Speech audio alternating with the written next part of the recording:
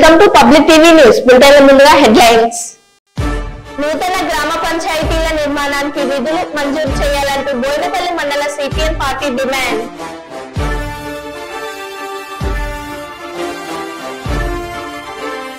గ్రామాలలో బెల్ట్ షాపుల నిర్వహణపై కోమటిరెడ్డి రాజగోపాల్ రెడ్డి ఫైర్.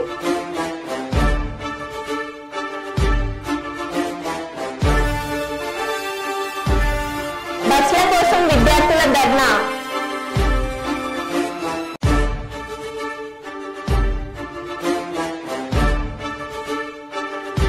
శ్రీశైలం జలాశయానికి కొనసాగుతున్న వరద 10 గేట్లు ఎత్తి 12 అడుగుల మేర దిగువకు నీటి విడుదల.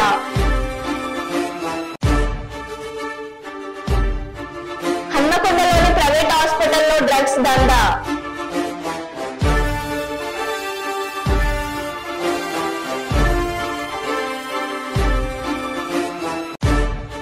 సుల్తానాబాద్ 30 పడకల ఆసుపత్రిని తనిఖీ చేసిన కుటుంబ ఆరోగ్య సంక్షేమ శాఖ సంచాలకులు ఆర్వి కర్నల్.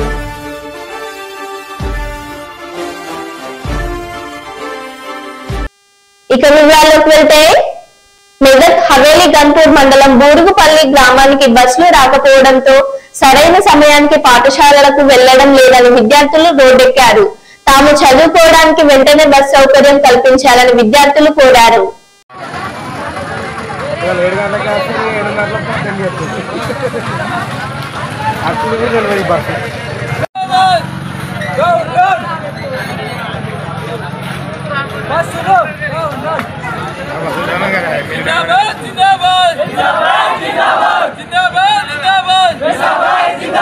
సమయానికి బస్సులు నడపాలి నడపాలి తిరుపల్లి వాడి ఈ రూట్లలో బస్సులు నడపాలి నడపాలి సమయపాలన బస్సులు పాటించాలి పాటించాలి. 7 గంటలకు 7 గంటలకు బస్సు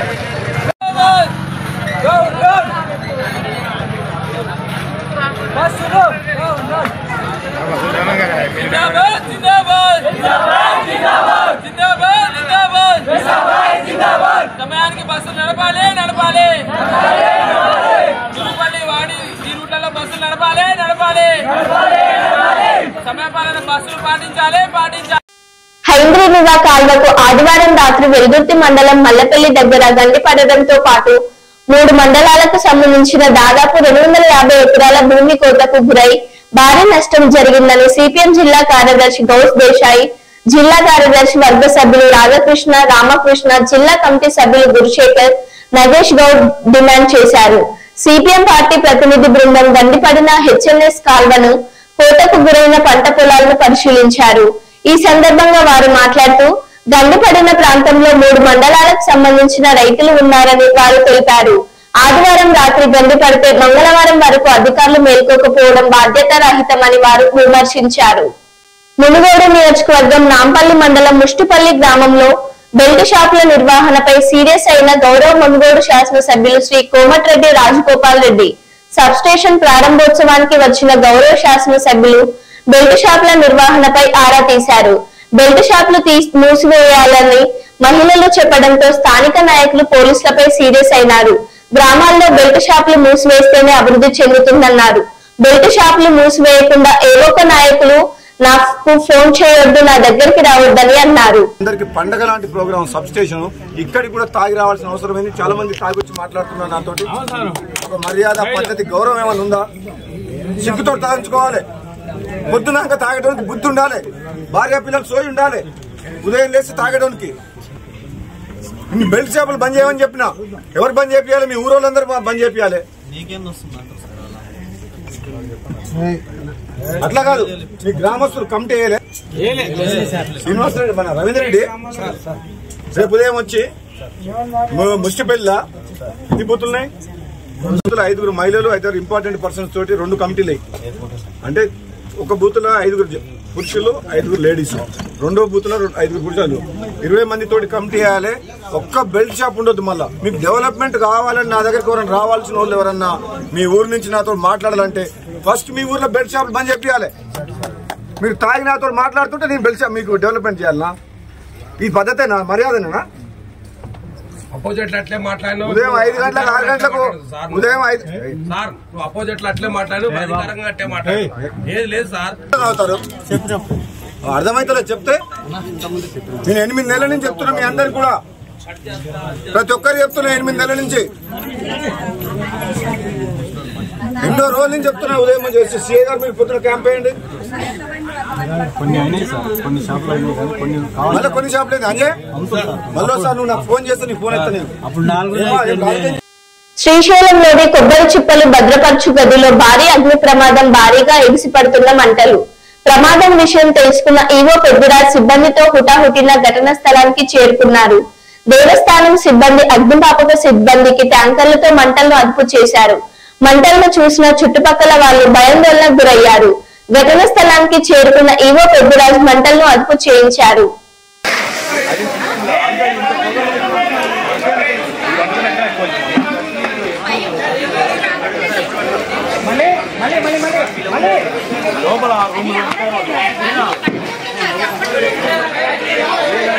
లాస్ట్ కాలేజ్ చెప్తున్నామన్నా మన పెట్టలేదు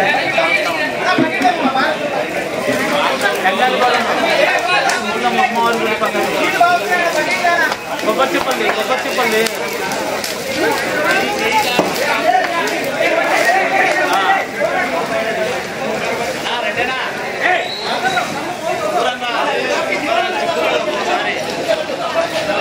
సప్లై ఆపడానికి ఎల్టీడీ ఆపడానికి పోయింది అది 6 ఆపడానికి ఇచ్చిన టోల్గానే ఆపమని చెప్పారు.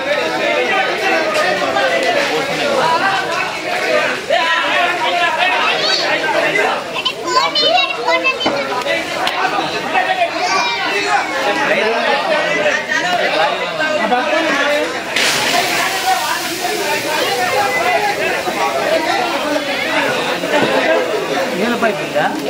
పైప్ పెట్టినారు కదా ఈ పైప్ పెట్టారు. నీళ్ళు వస్తున్నాయి మీ దాంట్లో వస్తున్న పైప్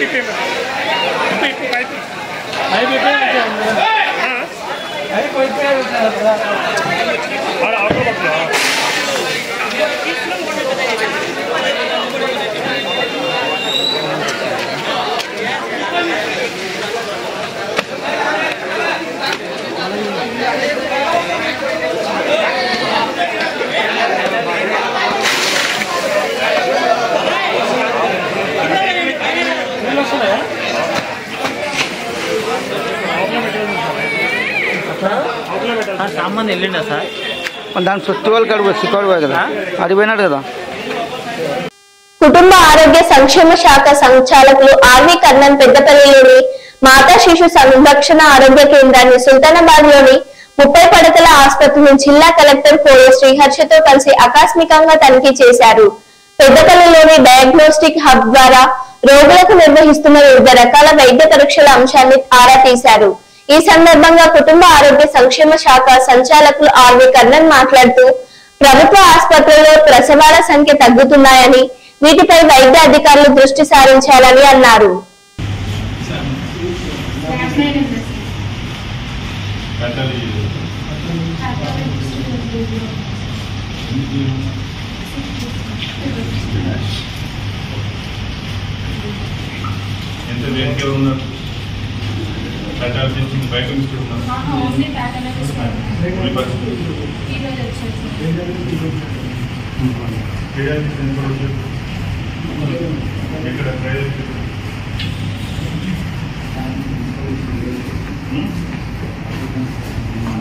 బయట వాటర్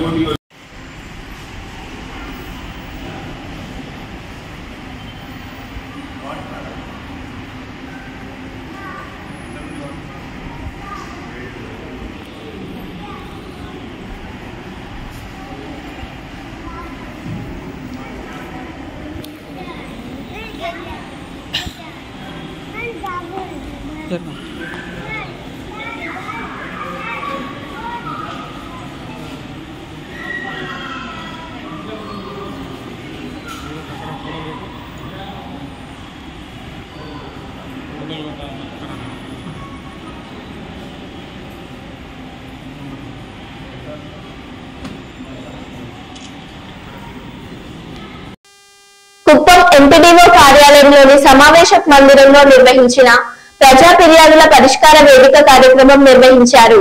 ఈ సందర్భంగా కడాపిడి వికాస్ మరమ్మతును అర్జీదారులు తమ సమస్యలను విన్నవించుకొని అర్జీలను సమర్పించారు. ప్రతి సోమవారం ప్రజా ఫిర్యాదుల పరిష్కార వేదిక కార్యక్రమం నిర్వహించడం జరుగుతుందని ఆయన తెలిపారు. అర్జీలు అన్నింటిపై విచారణ జరిపి ప్రజల సమస్యలను పరిష్కరించేందుకు చర్యలు తీసుకుంటున్నామని కడాపిడి వికాస్ మరమ్మత్ తెలిపారు. ఈ కార్యక్రమంలో కుప్పం నియోజకవర్గ ఇన్ఛార్జ్ మునిరత్నం, నియోజకవర్గంలోని అధికారులు తదితరులు పాల్గొన్నారు.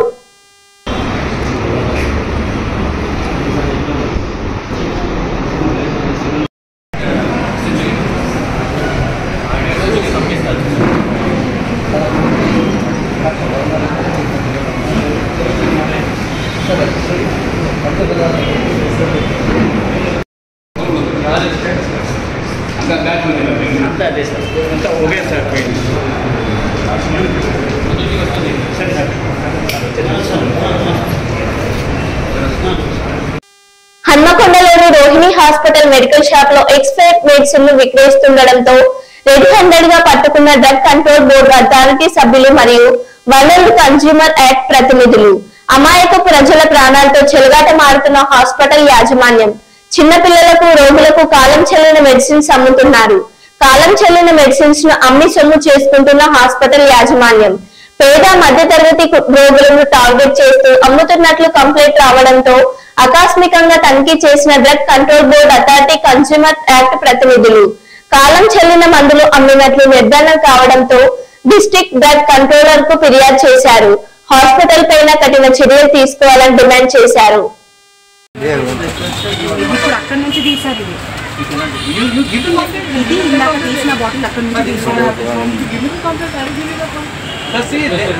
చాలా ప్రజలకు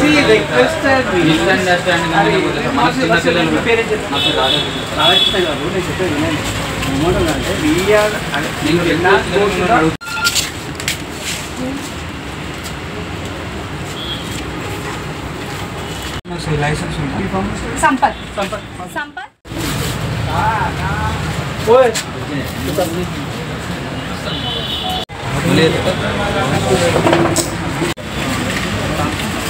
give me permission madam, check చేసుకోవచ్చా?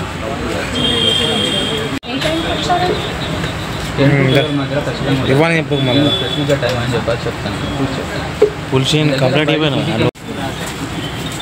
హలో అమర్ భయ్యా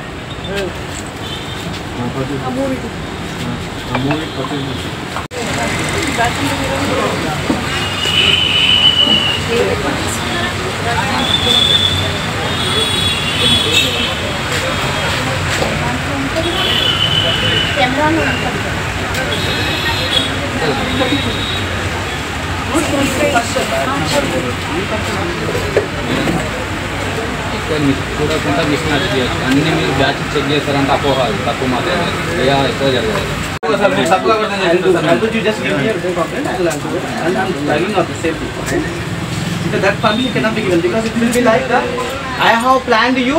మిమ్మల్ని నేను ప్లాన్ చేసి పెట్టి కావాలని చెప్పి మనం చేసాం, డిఫెక్ట్ ఏం చేశారు అనుకున్నా మీద. అప్పుడు నేను ఎక్కడ పోవాలి? అండర్స్టాండ్ మై సైడ్ ఉంటాం సార్. వాట్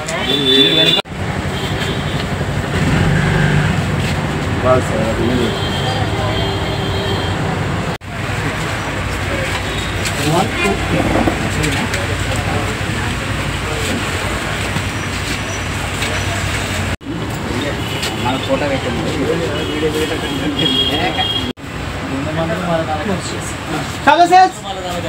25 సంవత్సరాల నుంచి పిఠాపురం నియోజకవర్గంలో స్థానిక ప్రజలు, కార్యకర్తల, నాయకులతో నా అనుబంధం.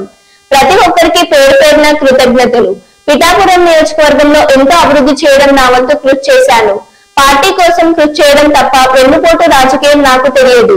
నేను రాజీనామా చేసిన పిఠాపురం ప్రజలకు, కార్యకర్తలకు, నాయకులకు సమానత్వం చేసి వారిచే అభిప్రాయం వరకు త్వరలో నా అభిప్రాయం తెలియజేస్తాను. పిఠాపురం అభివృద్ధి వైపే ఉంటాను. అందరికీ అందుబాటులో పిఠాపురంలో ఉంటాను. కృతజ్ఞతలు తెలియజేస్తా ఉన్నా. అలాగే ఈరోజు మీ అందరినీ ఈ ప్రెస్ మీట్కి పిలిచిన కారణం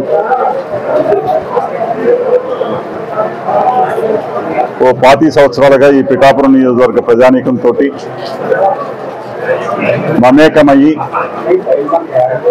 2 పర్యాయాలు శాసనసభ్యుడిగా చేసినటువంటి పిఠాపురం నియోజకవర్గ ప్రజానీకం, అలాగే మా నాయకులు, క్యాడరు అందరూ కూడా, ప్రజలు అందరూ కూడా నన్ను ఆశీర్వదించి వారు శాసనసభ్యుడిగా చేసినటువంటి పిఠాపురం ప్రజలకి ముందుగా కృతజ్ఞతలు తెలియజేస్తూ,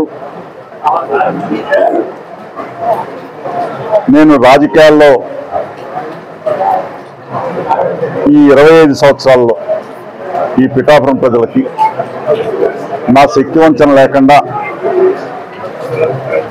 ఏ పార్టీలో ఉన్నా ఆ పార్టీకి గౌరవం పెంచుతూ ప్రజల కష్టాల్ని నా సమస్యగా తీసుకుని వెళ్ళడం జరిగింది. గత 2-3 నెలలుగా మీ అందరికీ తెలుసు. అయితే మీరందరూ భావించవలసిన విషయం అవుతుంది. నాకు రాజకీయాల్లో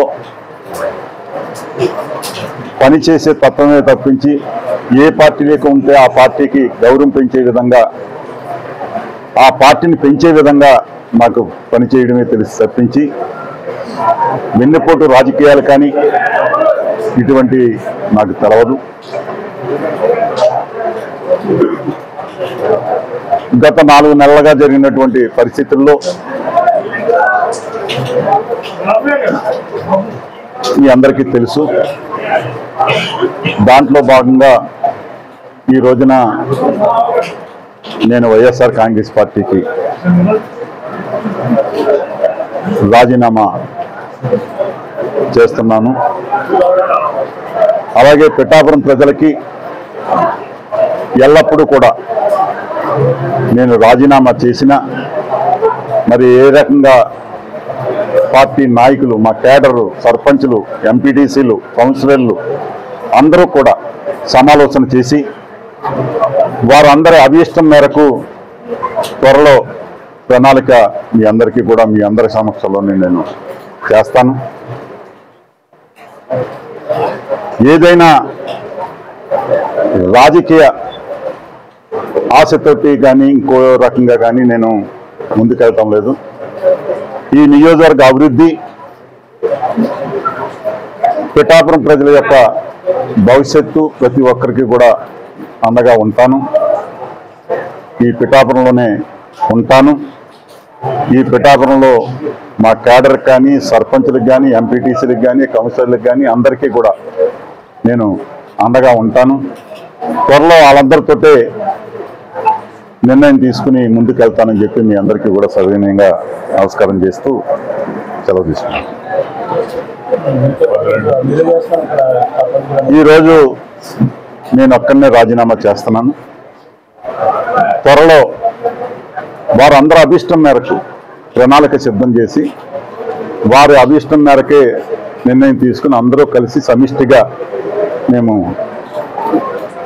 ఆ పార్టీలో జాయిన్ అవుతాము అని చెప్పేసి తెలియజేస్తాం. తెలంగాణ సిద్ధాంతకర్త ఆచార్య కొత్తపల్లి జయశంకర్ సార్ జయంతి కార్యక్రమాన్ని ప్రభుత్వం అధికారికంగా నిర్వహిస్తుంది.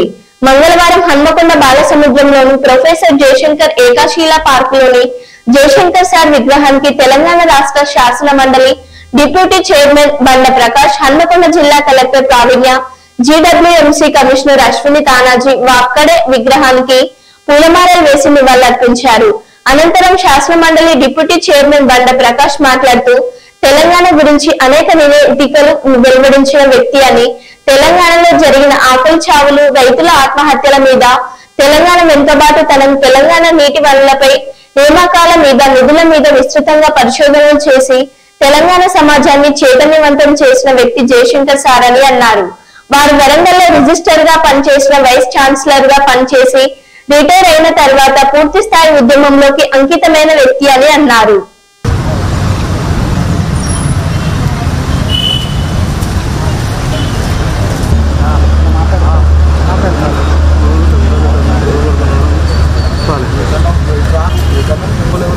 కోసం మరదం ఏంటి నువ్వు డ్రైవర్ తమ్మి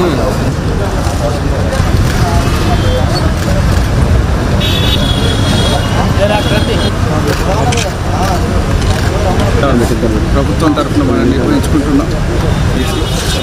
తెలంగాణ గురించి అనేక రిపోర్ట్స్ వెలువరించిన వ్యక్తి. అంతేకాకుండా తెలంగాణలో ఏం జరుగుతున్నది అనే అంశం మీద, తెలంగాణలో జరిగే ఆకలి చావుల మీద, రైతుల ఆత్మహత్యల మీద, తెలంగాణ వెనుకబడితనం మీద, తెలంగాణ నీటి అంశం మీద, నిధుల మీద, నియామకాల మీద విస్తృతంగా తన పరిశోధనతో సమాజాన్ని చైతన్యం చేసిన వ్యక్తి డాక్టర్ జయశంకర్ గారు. మరి వారు వరంగల్లో పనిచేసిన, సిఫెల్లో రిజిస్ట్రార్గా పనిచేసిన, కాకతీయ యూనివర్సిటీ రిజిస్ట్రార్గా పనిచేసిన, వైస్ ఛాన్సలర్గా పనిచేసిన, రిటైర్మెంట్ తర్వాత పూర్తి స్థాయి ఉద్యమానికి అంకితమై పనిచేసిన విషయాలు మనందరికీ తెలుసు. వరంగల్లో ఉన్న వారందరూ వారు తెలంగాణ శ్రీకృష్ణ కమిషన్ ముందట కూడా తన వాదాన్ని వినిపించడంతో పాటు ఆనాడు కాంగ్రెస్ పార్టీ ఏర్పాటు చేసిన ప్రణబ్ ముఖర్జీ కమిటీ ముందట కూడా మరి ఆ రోజు వెళ్ళి తన వాదాన్ని వినిపించి రావడం జరిగింది. ఆ రోజు మేము అందరం రిక్వెస్ట్ చేసినాం. ఆయనే ఏ రోజు కూడా పార్టీలకు అనుబంధంగా చూడలేదు. తెలియజేసుకుంటున్నాను.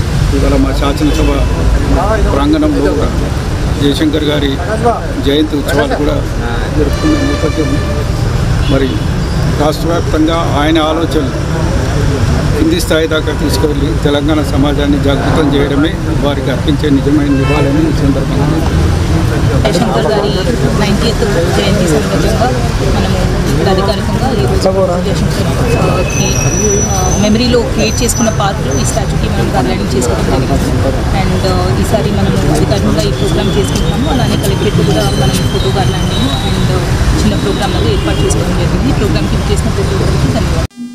అధికారం ఉందని పెత్తందారులాగా ప్రవర్తించవద్దు. క్రింద స్థాయి ఉద్యోగులతో పనిచేయించుకోండి. అంతేగాని అధికారం ఉందని అహంకారంతో వారిని అవమానించేలా మాట్లాడొద్దు అని నిన్న జరిగిన జిల్లా కలెక్టర్ల ఎస్పీల మీటింగ్ లో మాట్లాడిన మన రాష్ట్ర ముఖ్యమంత్రి.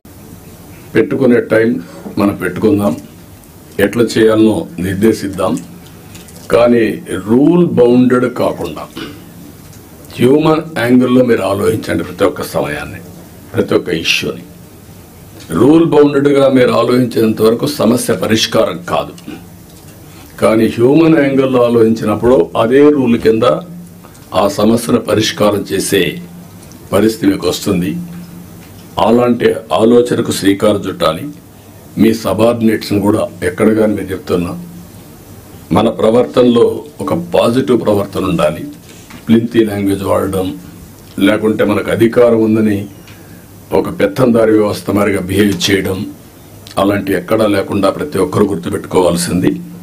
కొలీగ్స్ని ఏ విధంగా పని చేయించామో రాజీ లేదు, కానీ వల్గర్గా మాట్లాడి వాళ్ళని కొంచెం ఇన్సల్ట్ చేయడం ఇలాంటి చేయకూడదన్న అభిప్రాయం. దాన్ని మీరు ఫాలో కావాలి. మీరు చేసే పని మాకు రిఫ్లెక్ట్ అవుతుంది. మళ్ళీ ఈ విషయం గుర్తుపెట్టుకోవాలి. మీరు ఒక వ్యక్తి అయితే మీకు అన్వయిస్తారు. వ్యవస్థలో ఒక భాగమైనప్పుడు హెడ్ ఆఫ్ ది ఆర్గనైజేషన్ ఎవరైతే ఉంటారో వాళ్ళు కూడా వస్తుంది. ఈ విషయం మీరు గుర్తుపెట్టుకోవాల్సిన అవసరం ఉంది. రెండోది యాక్సెసిబిలిటీ. మీ టైంని ఇయర్ మార్క్ చేసుకోండి. నేను కూడా ఎవ్రీ సాటర్డే కూర్చొని సీఎంఓ ఏ విధంగా పనిచేసాం, టైం ఎట్లా మేనేజ్ చేశాం, నేను ఎట్లా ఇంప్రూవ్ చేసుకోవాలి, అన్ని విషయాల్లో ఒక పక్క మీటింగ్స్, ఒక పక్క పబ్లిక్ రిలేషన్స్, ఒక పక్క మా పార్టీ వర్క్, అన్నిటికి కూడా మేము ఇయర్ మార్క్ చేసుకొని ముందుకు పోతున్నాం. అందరికి యాక్సెసిబిలిటీ ఇచ్చే పరిస్థితిలో ఉన్నాం. మీరు కూడా వీలైనంత వరకు యాక్సెసిబిలిటీ ఉండాల్సిన అవసరం ఉంది. శ్రీశైలం జలాశయానికి కొనసాగుతున్న వరద 10 గేట్లు 12 అడుగుల మేర ఎత్తి దిగువకు నీటి విడుదల. ఇన్ఫ్లో 3,21,097, అవుట్ఫ్లో 3,72,053 సెక్కుల. పూర్తి స్థాయి నీటి మట్టం